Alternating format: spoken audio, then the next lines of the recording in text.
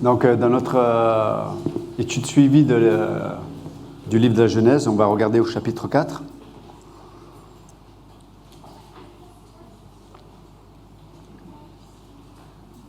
Chapitre 4, verset 1. Donc, la Genèse, chapitre 4, verset 1. Adam connut Ève et sa femme. Elle conçut et enfanta Caïn. Et elle dit, j'ai acquis un homme de par l'Éternel. Elle enfanta encore son frère Abel. Abel fut berger et Caïn fut laboureur. Au bout de quelque temps, Caïn fit à l'Éternel une offrande des fruits de la terre. Et Abel, de son côté, en fit une des premiers-nés de son troupeau et de leur graisse. L'Éternel porta un regard favorable sur Abel et sur son offrande, mais il ne porta pas un regard favorable sur Caïn et sur son offrande. Caïn fut très irrité et son visage fut abattu.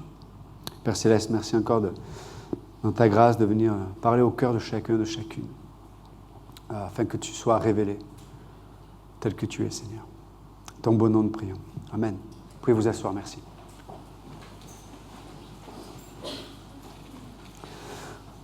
Donc là, nous avions vu ensemble le chapitre 3 où il y a le jugement que Dieu donne au serpent, à la femme et à l'homme. On avait vu ensemble que, à cause de cela, parce que par le fait que l'homme soit devenu indépendant concernant la connaissance du bien et du mal, c'est une mauvaise indépendance vis-à-vis de Dieu, fait que Dieu, par grâce, c'est vraiment par grâce, va faire en sorte qu'il ne puisse pas avoir accès à l'arbre de vie qui aurait pu lui donner la possibilité de vivre éternellement. Et on sait, et on le verra avec la suite de l'histoire, à quel point plus l'homme pécheur a du temps, plus malheureusement il a la possibilité de faire des choses qui sont terribles. Donc heureusement, Dieu a empêché l'homme de manger le fruit de l'arbre de vie, et pour cela il a mis des chérubins avec l'épée flamboyante. Et on sait que l'épée parle de l'aspect judiciaire de Dieu. Dans l'Épître aux Romains, Paul en parle même concernant les magistrats. Ils portent l'épée. C'est vrai qu'à l'époque, les magistrats, parce qu'il y avait la peine de mort, portaient l'épée et ils pouvaient tailler des oreilles. Et des fois, quand il y avait affinité, c'est le coup qui partait. Mais en tout cas, ça, vous êtes avec moi? Ah, ok, c'était une blague. Tout va bien? C'est bon? Ok. Juste pour que vous puissiez être corps, âme, esprit dans la concentration. Donc Dieu met ses chérubins. Alors c'est super intéressant de voir un peu l'étude de l'angélologie et des êtres tels que les chérubins. C'est assez intéressant, mais même si c'est intéressant, ce n'est pas ce qu'on va voir ce matin. Vous êtes triste? Ok. Il y en a qui se disent, je m'en fous. Donc voilà, donc c'est intéressant de voir cet aspect-là, surtout avec certaines applications, mais ce n'est pas le but du message de ce matin. Et puis, là, on arrive à un autre aspect, c'est qu'il y a les enfants d'Adam et Ève qui vont être mis sur la scène de l'humanité. Et alors, quand on lit le premier verset, on voit que donc Adam connut Ève, sa femme. Elle conçut, enfanta Caïn, et elle dit, j'ai acquis un homme de par l'Éternel. Alors, sans rentrer dans les détails, parce que c'est un peu technique, mais en hébreu, c'est pas écrit comme ceci. C'est pas, j'ai acquis un homme de par l'Éternel. La plupart des spécialistes, lorsqu'ils traduisent directement de la source, c'est comme si si on devait le traduire en français, c'est... elle donna le nom de Yahvé à l'homme, à son fils. C'est intéressant quand même. Alors, on ne sait pas pourquoi. Est-ce qu'elle pensait Yahvé dans le sens... c'est le nom de Dieu, Yahvé. Mais souvent en corrélation avec le fait de sauver. Parce qu'il souvent parle de Yahvé, il y a l'aspect de grâce et de salut. Alors, est-ce qu'elle avait en tête le fait que Dieu avait fait une promesse comme quoi sa descendance allait écraser la tête du serpent, ou elle s'est crue, parce qu'elle était pécheresse là aussi, ou elle s'est crue à l'égal de Dieu en disant, mais moi aussi je peux créer, et j'ai donné la vie à un être humain, on ne sait pas. Mais en tout cas, c'est intéressant de savoir que il y a un aspect, en tout cas spirituel même, dans le fait de donner la vie. Et puis, elle va enfanter Abel, on l'a vu. Et donc, ce matin, ce que je voulais voir avec vous, c'est cet aspect qui est inhérent dans le cœur de l'homme. Et Oleg, tu en as parlé un peu, tu parlais d'honneur. Mais l'honneur se manifeste par le désir d'adorer. Et donc, on peut voir que les premiers hommes, quand ils pensaient à Dieu, ils pensaient en termes d'adoration. Et cette adoration se manifestait par des offrandes. Donc, ils faisaient des offrandes pour manifester leur adoration vis-à-vis de Dieu. Donc là, on peut voir, quelque part,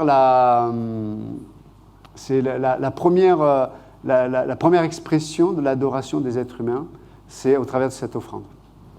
Alors là, on lit ce passage, et là aussi, il y a plein de questionnements. Parce qu'on pourrait juste se dire, penser humainement, en se disant... Attends, Caïn, il a eu quand même le désir d'adorer Dieu, et puis il va faire des offrandes. Je veux dire, c'est super sympa de sa part, quand même. Non, c'est pas comme ça que ça se passe. Pour adorer Dieu, et là le passage nous le montre très tôt, il y avait des choses qui étaient acceptables de Dieu, et il y a des choses qui n'étaient pas acceptables par Dieu.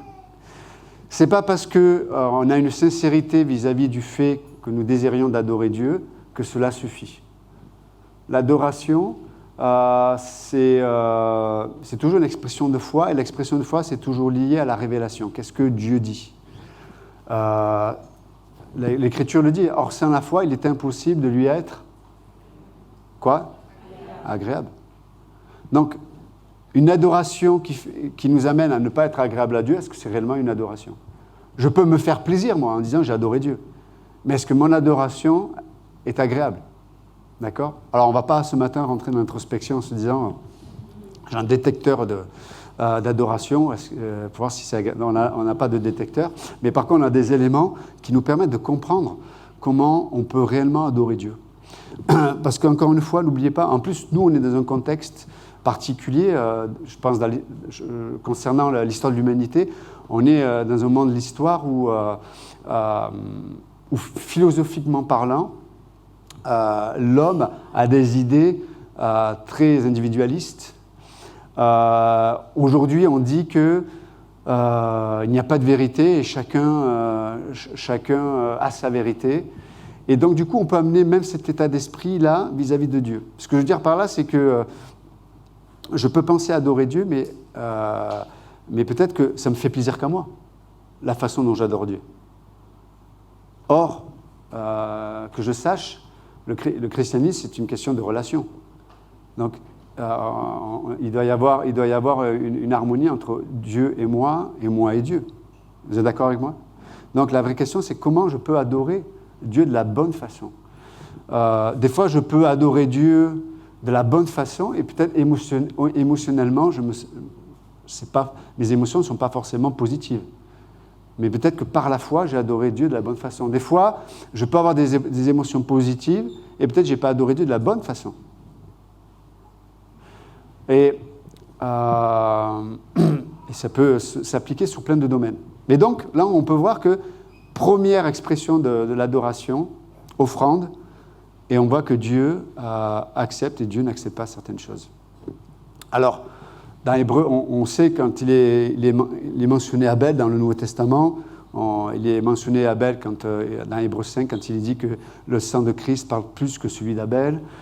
Il est fait mention d'Abel dans Hébreu 11, 4, quand il est dit que Abel a offert les prémices de ses troupeaux par la foi. D'accord ? Donc c'est important de considérer, j'aime bien partir on va dire, de ce qui est positif et pour essayer de comprendre ce qui est moins. Donc là, j'essaie de comprendre pourquoi, par exemple, l'offrande d'Abel est une offrande qui a plu à Dieu. Alors, certains pensent que Et on va voir pourquoi ça va nous concerner. Hein. Là, je vous donne un peu le contexte, on essaie de comprendre ce que le passage dit. Mais alors, certains pensent que le sacrifice qu'a offert Abel, c'était des sacrifices d'animaux, donc qui étaient prophétiquement l'image du sacrifice de Jésus-Christ, et on pense que c'est pour ça que le sacrifice d'Abel a été accepté par Dieu. C'est ce qui est possible. Certains pensent que c'était juste une question d'attitude de cœur et que Caïn a donné avec une mauvaise attitude et qu'Abel a donné avec une bonne attitude. Ce qui est possible aussi. Moi, en tout cas, alors je ne suis pas contre ces éléments que je viens d'apporter, mais moi je pense qu'il y a un élément que l'Écriture nous donne, une précision que l'Écriture nous donne, qui peut nous aider à comprendre ce passage. Et je dirais l'élément en tout cas qui moi, m'éclaire un peu, c'est quand il est dit que Abel, de son côté, en fit une d'offrande des premiers-nés de son troupeau et de leur graisse. Pour moi, c'est le point principal. Pourquoi ? Parce que là, il est question du principe des prémices. Et c'est un principe que Dieu s'est appliqué à lui-même, d'ailleurs. Quand il est dit que Jésus-Christ est le premier-né des morts, et puis le premier-né du nouvel Adam, ça veut dire qu'il est le prémisse, et le prémisse, ça sous-entend que le don représente la totalité, on va dire, soit du troupeau ou des récoltes. Est-ce que vous êtes avec moi ? Donc, celui-là, celui qui était offert, représente toute la récolte. Donc, quand on offre le prémisse, c'est comme si on disait à Dieu, tout est à toi, tout est pour toi, tout appartient. C'est ça, en fait. Donc, là, on voit que Abel, lui, va offrir les prémices. On sait que, d'ailleurs, chez les Juifs, il y a une fête importante qui est la fête des prémices. Et ça parle de ça. Alors, il y a trois éléments concernant les prémices. C'est que ça nous amène à reconnaître la primauté de Dieu. Deuxièmement, ça amène à révéler le fait que Dieu soit la priorité. Et troisièmement, ça sous-entend que Dieu a le droit de propriété de tout ce qui m'appartient. Reconnaît la primauté de Dieu, la priorité de Dieu et la propriété de Dieu. C'est ce que représentent les prémices. Donc Abel a offert ces éléments-là. Donc c'est les premiers-nés de son troupeau et de leur graisse. Donc Abel a offert, imaginons qu'il ait plusieurs troupeaux, et sûrement il devait avoir plusieurs troupeaux. Dans chaque troupeau, il a amené les premiers-nés et il les a offerts à Dieu. Dans tel troupeau, les premiers-nés sortaient, ils étaient offerts à Dieu. Et ils représentaient en fait tous les autres. En Égypte d'ailleurs, quand Dieu va traiter durement l'Égypte, et avec la dernière plaie, c'est les premiers-nés d'Égypte, des hommes et des animaux qui vont être mis à mort. Parce que ces derniers représentent tout le peuple, ou tous les animaux. Donc on peut voir que le principe des prémices est extrêmement important parce qu'il représente les trois éléments que je vous ai communiqués. Donc Abel, de la même façon, a offert prophétiquement, mais aussi, comme il est dit que Abel a donné par la foi, ça veut dire qu'il avait obéi ou s'était accordé à une révélation qui lui avait été donnée. Dans Romains 10, 17, il dit « La foi vient de ce que l'on entend vient de la parole de Dieu ». D'accord ? Il n'a pas inventé, la foi, ce n'est pas quelque chose d'abstrait. La foi, c'est toujours l'homme qui rejoint Dieu dans ce que Dieu pense ou dans ce que Dieu dit.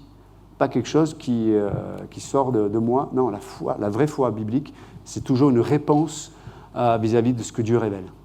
Donc on peut voir qu'Abel a donné de cette façon-là.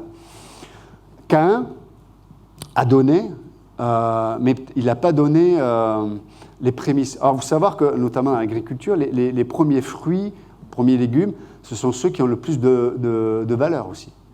Pourquoi ? Parce que toute la sève, on va dire toute toute l'énergie qui se trouve dans les fruits ou dans les légumes vont d'abord dans les premiers fruits ou dans les premiers légumes. C'est ceux qui sont de meilleure qualité. Ce sont les meilleurs. En plus, quand on récolte les premiers fruits, on ne sait pas qu'est-ce qu'on va récolter après. Est-ce qu'on va récolter quelque chose de bon après ou pas? Donc en l'offrant, tu t'exposes à la disette si derrière ça ne suit pas de la bonne façon. Vous êtes avec moi? Donc, le fait d'offrir des prémices à Dieu, c'était vraiment un pas de foi. Mais c'était un pas de foi qui reflétait ce qu'il y avait dans le cœur. Et ce qu'il y avait dans le cœur, c'était « Oui, Seigneur, je reconnais que, encore une fois, tu es la primauté, que tu es la priorité et que tu es celui à qui tout appartient. » C'est pour ça, en tout cas, c'est ce que je crois, c'est que Abel a offert de cette façon-là. Et c'est pour ça que Dieu porta un regard favorable sur Abel, sur son offrande. On peut voir dans l'Écriture, regardez par exemple même David, qui a essayé de ramener l'arche de l'Éternel. Donc c'était l'arche de l'Éternel, ça représentait la présence de Dieu. Donc il voulait ramener à Jérusalem la présence de Dieu. Il voulait ramener ce qui pouvait amener une adoration.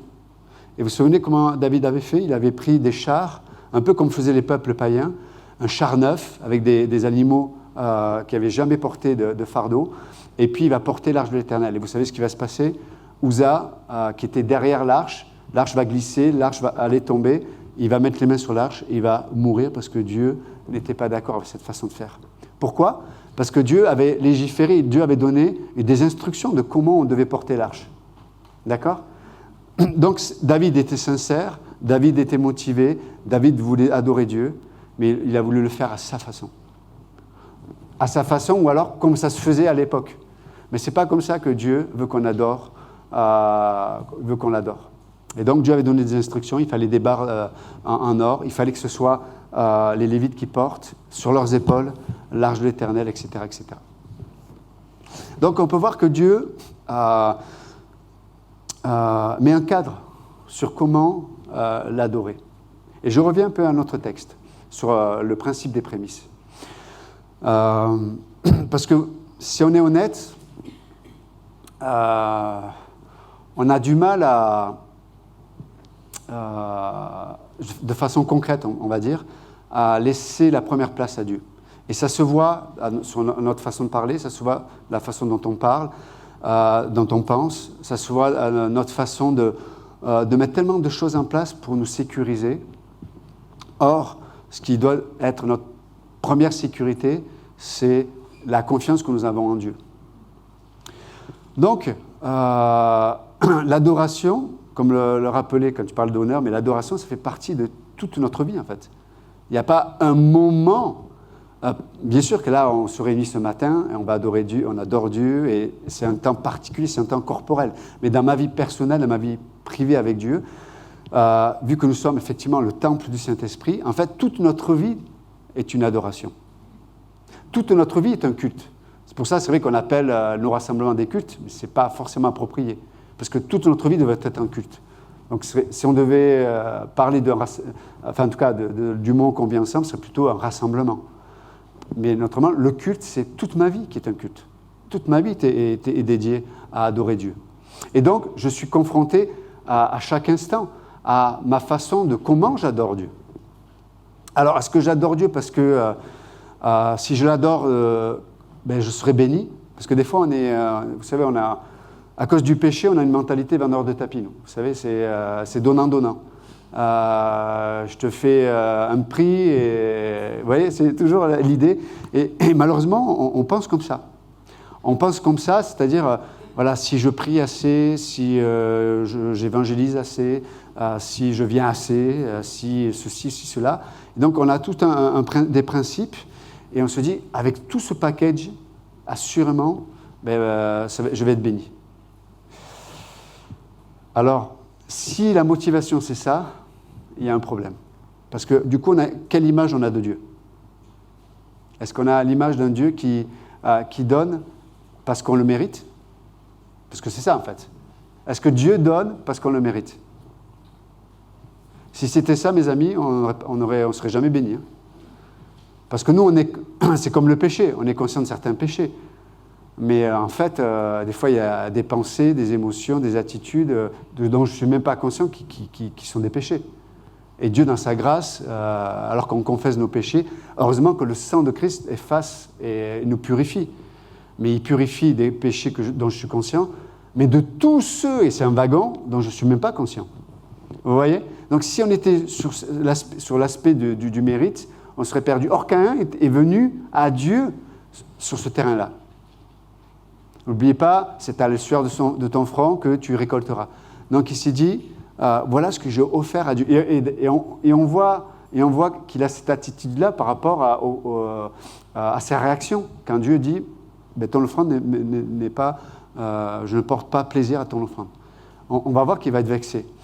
De la même façon, des fois il peut se passer des choses dans nos vies, on se dit, mais c'est pas normal.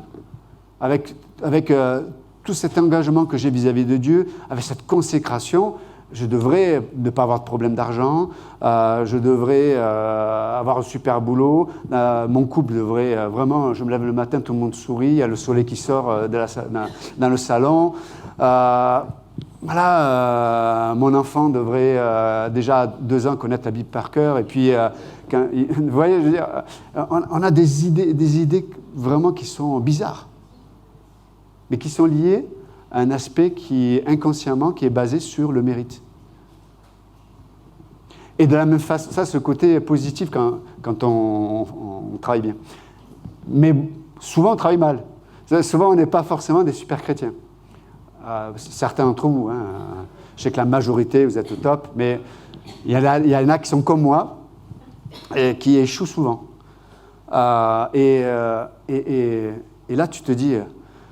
Parce que vous savez, c'est juste la face différente de la même pièce. Donc si je pars du principe que je suis béni si je fais les bonnes choses, de la même façon, je vais être maudit ou rejeté ou abandonné ou ceci ou cela, ça dépend où on place le curseur, quand je n'assure pas, quoi. Putain, ce matin, j'ai prié 2 minutes. Il fallait 5. J'étais presque. Hein. Aïe. J'ai lu ma Bible, j'ai pas eu les poils qui sont hérissés. Ou alors, pire, j'ai lu la Bible en 1/2 heure. Je sais même pas ce que j'ai lu. Ça vous arrive, ça? Moi, le matin, des fois, je lis, je suis là, et je fais mon œuvre chrétienne, tu vois, j'ouvre la Bible tous les matins. Hein. Seigneur, waouh. Je ferme, je dis, qu'est-ce qui s'est passé, là? J'ai fait une demi-heure, qu'est-ce qui s'est passé? Où étais-tu, Johan? Je ne sais même pas ce que j'ai lu. Ça vous arrive, ça, ou il y a comment? Si ça ne vous arrive pas, je suis désolé, je ne veux pas que vous ayez une mauvaise image de moi. Mais il y a plein de choses comme ça. Où là, tu as une situation, l'autre te fait une réflexion, pas grand-chose, quoi. Et là, tu t'énerves, quoi. Tu as les yeux gonflés, rouges, presque tu baves et tout, tu veux attraper à la gorge l'autre. Et l'autre, juste te dit un truc et c'était pas méchant, quoi. Tu dis, et puis un quart d'heure après, tu dis, mais c'est pas possible. Je devrais marcher sur les eaux, je devrais... juste à mon ombre, les gens doivent être guéris, je comprends pas. Et Dieu dit, sur quoi, sur quel terrain tu m'attends? Sur quel terrain avons-nous une relation? Si tu es sur le terrain de Caïn, ton offrande va être souvent une offrande qui ne va pas me plaire. Parce que c'est basé sur tes œuvres, c'est basé sur toi, c'est basé sur ta façon de me voir, c'est basé sur ta façon de qu'est-ce qui me rend plaisir. Abel, lui, il est allé sur le terrain de Dieu. Les prémices. Seigneur, je ne comprends pas tout, je ne maîtrise pas tout, je ne suis pas le meilleur, mais je t'offre ce qui est le premier dans ma vie. Voilà, tu es celui qui dirige ma vie. Et c'est la primauté. De mon temps, je veux te donner les prémices de mon temps. Je veux te donner les prémices de mes priorités, les prémices même de mes biens, on va dire, de mes finances. Alors ça, les principes de dîme, c'est pas le sujet. Enfin, ça fait partie du sujet, mais je ne vais pas en parler ce matin. Mais voilà, je te donne les prémices, oh Dieu. Je te donne les prémices aussi de ma façon de penser. C'est-à-dire, Vous savez, pour le dire autrement, Abel n'a pas offert à Dieu. Il a juste redonné à Dieu. Vous êtes avec moi? La vraie adoration, ce n'est pas de donner à Dieu, c'est de redonner ce qu'il nous a donné. C'est ce qu'a fait Abel, en fait. C'est ça la vraie adoration. Donc, est-ce que j'adore Dieu de la bonne façon? Pour le dire autrement, est-ce que c'est la grâce qui agit en moi et que je redonne à Dieu? Ou est-ce que c'est des conditions et une forme de loi que je veux donner à Dieu? Est-ce que ce sont mes œuvres que je veux donner à Dieu? Ou est-ce que ce sont les œuvres que je laisse faire par Dieu dans ma vie que je veux redonner à Dieu? D'ailleurs, vous savez, en Apocalypse, on va voir qu'on va jeter nos couronnes aux pieds de Jésus. Parce que Dieu aime honorer Dieu. Vous savez, nous, on a été influencés par le siècle des Lumières ou les hippies, etc. Où quelque part, l'essentiel, c'est la sincérité, quoi. Et donc, il n'y a pas besoin de récompense. Dieu est pour les récompenses. Dieu va récompenser certains et ne pas récompenser d'autres. Vous allez dire, mais je ne comprends pas ça. Moi non plus, mais vous débrouillez avec Dieu. Mais la Bible en parle. Et on va jeter nos couronnes aux pieds de Jésus. Pour le dire autrement, on va rendre à César ce qui est à César. Et à Dieu ce qui est à Dieu. Vous comprenez? Et donc Dieu aime l'adoration, c'est « Waouh, Seigneur, je viens devant toi ce matin et je t'offre ce que tu m'as donné. Tu m'as donné ton amour et je le reçois ce matin.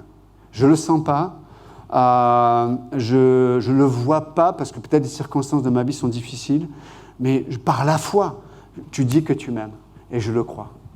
Par la foi, l'amour ne soupçonne pas le mal. Mais oui, mais regarde, j'ai presque même des faits qui montrent que lui ou elle, tu sais pas, peut-être aujourd'hui c'est un jour nouveau, aujourd'hui les compassions de Dieu sont nouvelles, peut-être qu'aujourd'hui cette personne, elle a laissé une œuvre de Dieu agir dans son cœur.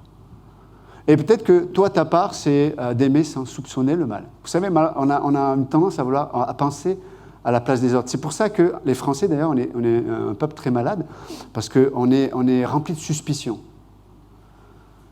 Des fois, je sais, on avait invité quelqu'un à l'église, c'était une amie de ma femme de boulot, elle était venue à l'église et elle était ressortie de là, elle dit, mais non, il y a trop d'amour là. Et ça cache quelque chose. C'est pas normal. Et c'est pas normal, oui, on est paranormal. On est surnaturel. Mais la vie chrétienne est surnaturelle, elle n'est pas naturelle. Et c'est pour ça que de ne pas avoir un esprit de suspicion, l'amour ne soupçonne pas le mal. Donc, je crois à Dieu pour telle personne. Alors, bien sûr qu'après, Dieu nous a donné un esprit de sagesse aussi. Je veux dire que si... je donne un exemple, mais j'ai donné à mon cours, je crois. Je dis, par exemple, moi, Johan Pep, je ne me rassemblerai pas dans une église où, par exemple, le pasteur n'est pas soumis à d'autres leaders. Moi, je ne le ferai pas. Pas parce que je soupçonne le mal dans la vie du pasteur, mais je connais la chair. Aujourd'hui, il peut être spirituel, il marche avec Dieu. Demain, non. Vous voyez ce que je veux dire? Donc, on a besoin il y a besoin de redevabilité. Nous, on est redevable envers les anciens dans l'église, les pasteurs, mais on a aussi des pasteurs en dehors de cette église locale, à qui on est redevable, et qui ont un regard. Et je leur demande, notamment pasteur Texier ou d'autres, je leur demande, je dis, est-ce que tu vois quelque chose? Est-ce que tu vois quelque chose dans ma vie ou dans l'église? Est-ce que les gens te disent des choses? On a besoin d'être transparent dans la lumière. Donc c'est juste un exemple pour dire qu'on a une sagesse aussi. Bien sûr que je ne soupçonne pas le mal, mais je ne suis pas stupide non plus. Vous comprenez ce que je veux dire? C'est qu'on doit être équilibré là-dedans. La fausse balance est en horreur devant l'Éternel. Mais, in fine, on doit apprendre à ne pas soupçonner le mal. Parce que quand tu ne soupçonnes pas le mal, tu as une grande liberté. Parce que de vivre dans la suspicion, c'est une vie horrible. C'est terrible, quoi. Tu es toujours en train de juger elle, pourquoi elle fait ça, pourquoi elle agit comme ça, pourquoi lui, mais tu vas devenir ma boule. Tu deviens fou, mais littéralement. Et en plus, inconsciemment, c'est l'effet miroir. Ça veut dire on projette sur les autres quelque chose qui est dans notre propre pensée. Donc on pense que tout le monde pense comme nous. C'est pas vrai. Tu n'es pas le centre de l'univers. Je suis désolé, mauvaise nouvelle ce matin. Tout le monde ne pense pas comme moi. Et gloire à Dieu, heureusement. Parce qu'on serait à ma boule tous ensemble. Et donc, c'est vraiment important de comment, et là je reviens à cette offrande, comment j'adore Dieu. Est-ce que je lui redonne ce qu'il m'a donné? Quand il est dit, venez avec assurance au trône de la grâce pour trouver un secours opportun. C'est juste, quand je viens dans la présence de Dieu, en venant dans la présence de Dieu, je communique à Dieu le fait que, oui, je crois que le sang suffit. Pour le dire autrement, je redonne à Dieu ce qu'il m'a donné. Quand je ne viens pas avec assurance, ça sous-entend que je ne m'estime pas assez digne pour aller dans la présence de Dieu. Sous-entendu, les œuvres. Vous êtes avec moi? Et ça montre que je n'ai pas compris la grâce de Dieu. Je n'ai pas compris l'œuvre accomplie. Et c'est une offrande qui n'est pas agréable à Dieu. Et du coup, notre obéissance peut devenir une offrande de mauvaise odeur à Dieu. Il y a des gens qui obéissent à Dieu, ils sont à l'église, ils prient, ils lisent la Bible, ils font ceci, ils font... Mais je veux dire, tu peux, irréprochable. Mais dans leur cœur, c'est leur moyen de se justifier. Et d'ailleurs, c'est comme ça que c'est souvent des gens qui jugent beaucoup et qui mettent des fardeaux sur les gens. Mais quand tu vis dans la sphère de l'œuvre accomplie, il n'y a aucun jugement dans nos cœurs. Okay? Des fois, les gens, des frères et sœurs, ils viennent me voir, me disent « Pasteur, ouais, je sais ce que tu penses. » J'arrête de dire « Non, tu ne sais pas ce que je pense. Tu ne sais pas ce que je pense. » Moi-même, je ne sais pas ce que je pense. Tu ne peux pas me dire ce que je pense si moi-même, je ne le sais pas. Mais moi, je pense selon ce que l'Écriture dit. Et je pense te concernant de la façon dont Dieu pense. En tout cas, j'essaie, en tout cas. Vous voyez? Mais des fois, on pense à la place des gens. Donc, c'est extrêmement important. Mais ça révèle, c'est pour ça que je parle de ça, mais ça révèle le terrain sur lequel on adore Dieu. Et très souvent, on n'adore pas de la bonne façon Dieu. Les prémices. Donc, je reconnais la primauté de Dieu. Donc, la primauté, ça veut dire que la meilleure part, la première part, revient à Dieu. Pour le dire autrement, je me lève le matin, je me suis levé du pied gauche. Mais je veux devenir un adorateur. Je ne le sens pas, je le sens pas du tout. Les autres me sentent bien, mais moi, j'adore Dieu. J'offre les prémices à Dieu. Dieu ne veut pas qu'on lui offre le meilleur de nous-mêmes. Vous êtes avec moi? Dieu n'est pas intéressé par le meilleur de toi-même, parce que le meilleur de toi-même, c'est pourri. Excusez-moi, c'est pourri. Ce que Dieu aime, c'est lorsqu'on lui offre son Fils. C'est ça que Dieu aime. C'est pour ça qu'il a mis son Fils en nous par le Saint-Esprit. Nous sommes en Christ devenus une nouvelle créature. Dieu aime, c'est de voir son Fils en nous, Jésus-Christ. Ça, Dieu dit, waouh, ouais, les gars, il appelle les anges, prenez le champomis, c'est la fête. Regardez, il m'offre une belle offrande. Il m'offre mon Fils Jésus-Christ. Il croit que le sang suffit pour effacer ses péchés. Il confesse, il sait que je l'ai purifié. Et en fait, c'est quand nous le faisons, nous glorifions Dieu pour ce qu'il a fait. Et à travers ce que Dieu a fait, il a révélé qui il était. Et le diable, là, il est perdu. Il ne comprend rien. Le diable ne comprend rien à la grâce, il ne comprend rien à l'œuvre accomplie. Il ne comprend pas. Et nous adorons Dieu. Les prémices, Seigneur, encore une fois, donc pied gauche, le nez qui pousse, les yeux qui sortent. Et ça arrive, ça vous arrive. Moi, quand j'étais au dortoir, des fois, ça me faisait rire parce que, enfin, je rigolais pas de suite, mais j'étais là, on avait souvent des réunions de dortoir à 6h30 du matin. Donc, je me levais à 6h, 6h moins le quart, je priais, je lisais ma Bible, c'est ça. Et je me sentais bien, quoi. Puis on allait à la réunion de dortoir, puis j'ouvrais la pièce, je voyais tous les gens. Et dans mon cœur, je les aime pas, quoi. Juste de les voir, je disais non. Et là, Dieu me disait, avec qui tu as passé du temps il y a 5 minutes là? C'était pas avec moi, parce que où est l'amour, où est la joie, il n'y avait pas de tout ça. J'avais passé une demi-heure avec moi-même. Et j'étais content d'avoir passé je pensais avoir passé du temps avec Dieu. Et quand je voyais la tête des gens, je dis non. Enfin, j'avais envie de... Non, rien. Mais en tout cas, et Dieu me dit, hey, bravo. Bravo, c'est bien. Tu vois, quand tu passes du temps avec toi-même. Et donc, du coup, c'est là où c'est extraordinaire. Et Dieu ne me condamnait pas, il ne me disait pas, tu es un mauvais chrétien. Là, non, il me disait, hey, et je suis sûr, Dieu, il est mort de rire. Il dit, regarde lui, il croyait, il levait la main, et alléluia, alléluia. Et puis l'autre, il n'a pas fait la vaisselle, ou il ne dit pas bonjour, et là, il veut l'étrangler, quoi. Alléluia, il n'y a pas d'alléluia, là. Il y a juste, hey, confesse dans ton cœur à mettre cette offrande. Dis, Seigneur, voilà qui je suis, voilà où j'en suis. Mais je crois que tu as mis ton Fils en moi, et je t'offre les prémices.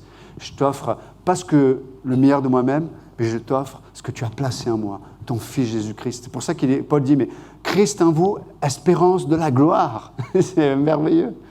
C'est le Christ en nous qui a vaincu la mort. C'est pour ça que Jésus dit, mais celui qui croit en moi ne verra jamais la mort. C'est extraordinaire quand même. Vous entendez, ce matin, notre corps va expérimenter la mort. Mais mon âme et mon esprit, c'est juste une transition. Je vais passer d'un état à un autre. C'est extraordinaire quand même. Pourquoi ? Parce qu'on a reçu Christ. Et nous, on offre, on est des adorateurs en esprit, en vérité, et c'est les prémices qu'on offre. Dans mes pensées, dans mes priorités, on a parlé de priorités. Quelles sont mes priorités ? Quelles sont mes priorités ? Et on disait la semaine dernière, au temps de questions-réponses, qu'on apprend à désirer d'aimer Dieu. Vous êtes avec moi ? Ne vous condamnez pas ce matin si vous arrivez au constat qu'il y a peut-être des choses que vous aimez plus que Dieu. Ah, moi, jamais. Mais quand les tests arrivent, tu vois que si, tu préfères ta maison, tu préfères ton fils, tu préfères ta femme, tu préfères ta propre vie que Dieu.